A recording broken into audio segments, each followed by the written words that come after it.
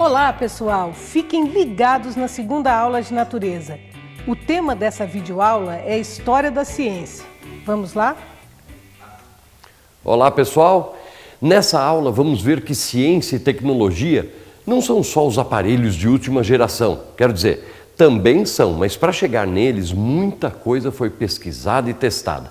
Por isso, vamos apresentar alguns dos principais cientistas e uma análise de suas descobertas no contexto em que se deram. Jonas, você ajuda a gente nessa empreitada? Claro, Arthur. Acho que podemos começar por aquele que todos dizem ser um grande gênio da ciência, Leonardo da Vinci. Esse é gênio mesmo. Pintou a Mona Lisa, criou a imagem do homem vitruviano, escrevia de forma espelhada, além de observar vários órgãos humanos e de animais para tentar entender a anatomia. E Arita, ele fez tudo isso e muito mais. Acredita que esse italiano, que viveu durante o período do Renascimento europeu, não tinha educação formal? Na verdade, ele era um excelente observador. As suas anotações apresentam impressionante compatibilidade com o conhecimento científico desenvolvido muitos séculos depois, como a posição fetal no útero materno. Ele também é considerado o precursor da aviação e da balística, além de ter desenvolvido ideias fundamentais à ótica, anatomia, engenharia civil e hidrodinâmica. Segundo Freud, ele foi um homem que acordou cedo demais na escuridão, enquanto os outros continuavam a dormir, ou seja, viveu em um tempo em que o conhecimento estava muito aquém de sua capacidade, além do modelo político vigente restringir o desenvolvimento científico, o que reduziu as constatações práticas de suas ideias. Esse período do Renascimento foi importantíssimo para a ciência. Durante ele, também tivemos o desenvolvimento das ideias de Galileu Galilei. Galileu também era italiano, nasceu em 1564 e viveu até 1642. O seu pai queria que ele fosse médico, mas quando começou seus estudos, logo descobriu que sua vocação e grande interesse estavam na física e matemática. Conhecemos ele principalmente pelos estudos da astronomia. Com um telescópio construído por ele, Galileu estudou diversas constelações, satélites naturais, descobrindo inclusive o planeta Saturno.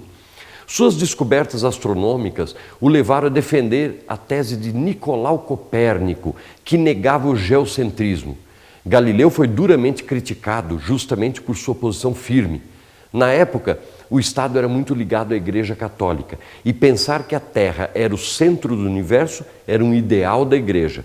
Por conta disso, ele foi perseguido, processado 2 vezes e obrigado a negar suas ideias publicamente. E só em 1992, séculos depois, é que a Igreja absolveu Galileu ao rever os processos da Inquisição. Já ouviram falar que quando um gênio morre, outro nasce? Pois então, no ano em que Galileu faleceu, Isaac Newton nasceu na Inglaterra. Lembra quando estávamos falando na aula 1 sobre a gravitação universal? Essa lei foi criada a partir de um fato curioso. Newton estava em um campo aberto quando viu uma maçã cair. A maçã caiu e ele conseguiu explicar uma coisa que antes era resolvida apenas na esfera divina. Elaborou a teoria da gravitação universal e, assim, alterou profundamente o pensamento filosófico do século XVIII. Ao longo de sua vida, Newton ainda formulou teorias a respeito da atração dos corpos e da decomposição da luz. Esta última lhe permitiu desenvolver um novo tipo de microscópio, fundamentado em princípios da ótica. Além destes trabalhos, Newton ainda propôs diversos princípios relacionados aos movimentos dos corpos. São as conhecidas leis de Newton. A primeira é sobre a inércia, a segunda sobre a dinâmica de movimento dos objetos e a terceira é sobre a ação e reação. Pausa para um relax. Vocês já pensaram como a maçã é uma fruta especial ao longo da história? Qual foi a fruta que a Eva usou para criar toda a confusão no paraíso? Foi a maçã. A mesma que caiu na cabeça do Newton. 2 séculos depois, os Beatles, banda que revolucionou o gênero musical com o rock, criaram um selo para gravar seus sucessos. Qual o nome? E como chama a empresa que revolucionou o mundo na área de informática, depois de toda a indústria musical e que tem o celular mais popular do planeta? Apple. E Arita, você viajou por séculos. O que eu sei é que a maçã é a minha fruta predileta. Mas não podemos achar que ciência é só física e movimento. Antoine Laurent Lavoisier, francês, é um grande exemplo disso. Ele é considerado por muitos o pai da química moderna. É dele aquela conhecida frase: na natureza nada se cria, nada se perde, tudo se transforma, que resume o princípio de toda reação química no que constitui a lei da conservação da matéria. Além disso, foi o primeiro a constatar a importância do oxigênio para o processo de combustão e a composição da água por hidrogênio e oxigênio, uma vez que até então o senso comum classificava a água como substância simples, não sendo possível decompor. Entre outras descobertas, Lavoisier mostrou que o diamante é composto apenas de carbono na forma cristalina e estabeleceu a lei de conservação das massas por uma reação química. Os estudos da biologia avançaram muito baseados nas observações e teorias de Charles Darwin, um inglês que viveu entre 1809 e 1882. Darwin iniciou os estudos voltados para a medicina, porém, devido à amizade com o botânico, aprofundou os conhecimentos sobre a história natural e foi incluído como naturalista em uma expedição global no navio Beagle em 1831. Em quase 5 anos de pesquisa, muita observação, alguns fenômenos naturais e algumas coletas, notou a existência de diferenças nas características de animais de mesma espécie em diferentes regiões. Para explicá-las, Darwin desenvolveu as ideias evolucionistas, mas preferiu mantê-las em sigilo, pois estas confrontavam o criacionismo bíblico e a divulgação poderia fazer com que o Estado o perseguisse. Anos mais tarde, em 1859, publicou seus relatos de viagem na obra A Origem das Espécies. Apesar da reação do conservadorismo às suas teorias evolucionistas, como a proibição de seu ensino em algumas instituições, a obra darwiniana foi a base da biologia contemporânea. E se Darwin foi importante para estudar as espécies, Gregor Mendel marcou o território na área da genética.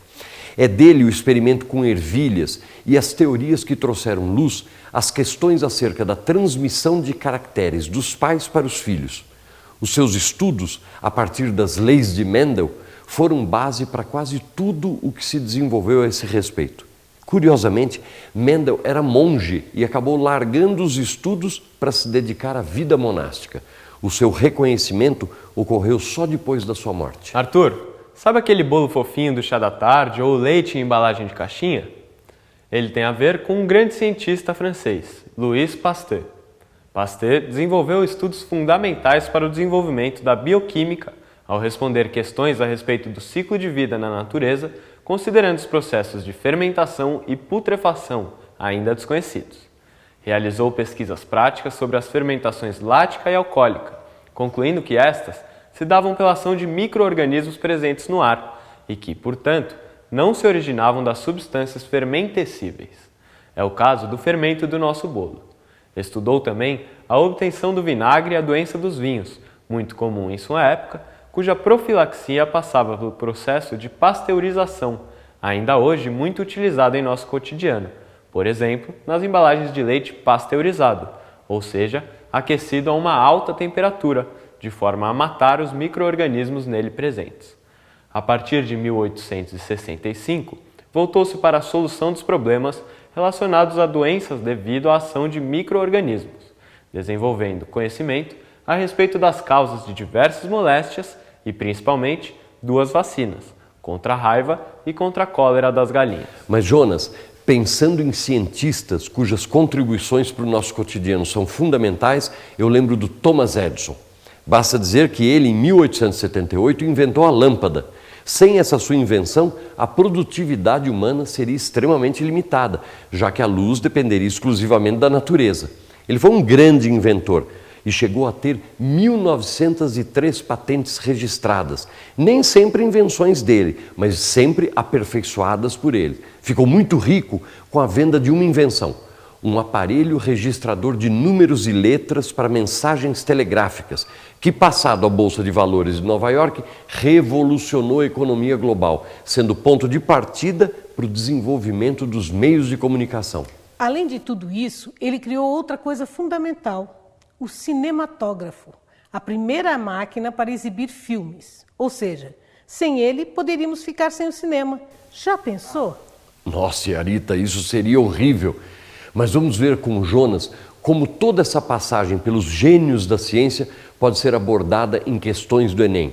Fala, Jonas. Pessoal, selecionei um exercício um pouco diferente para ver se estão espertos.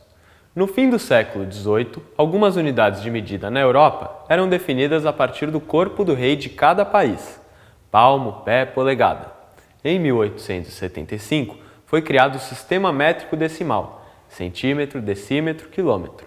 Hoje, este sistema é utilizado em grande parte dos países. A criação desse novo sistema de medidas ocorreu principalmente por causa de a. Ausência de reis em vários países. B. Necessidade de um padrão mundial de medidas.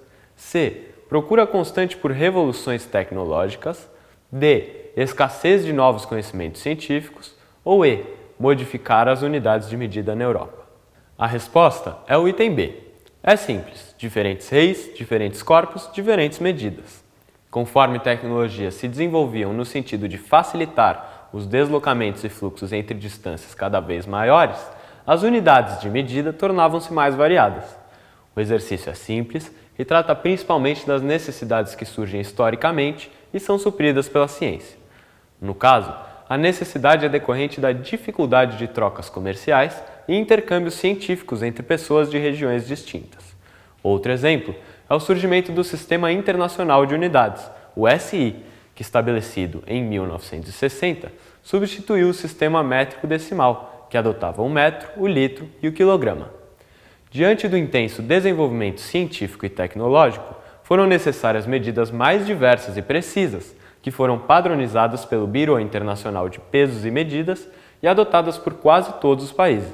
Estados Unidos, Libéria e Myanmar são exemplos de países que não utilizam o SI. Muito legal, Jonas.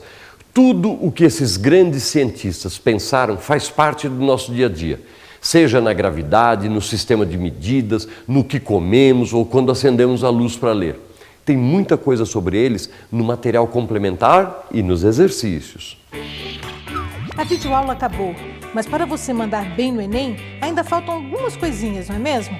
Faça os exercícios, veja o material complementar e mande suas dúvidas. Bons estudos!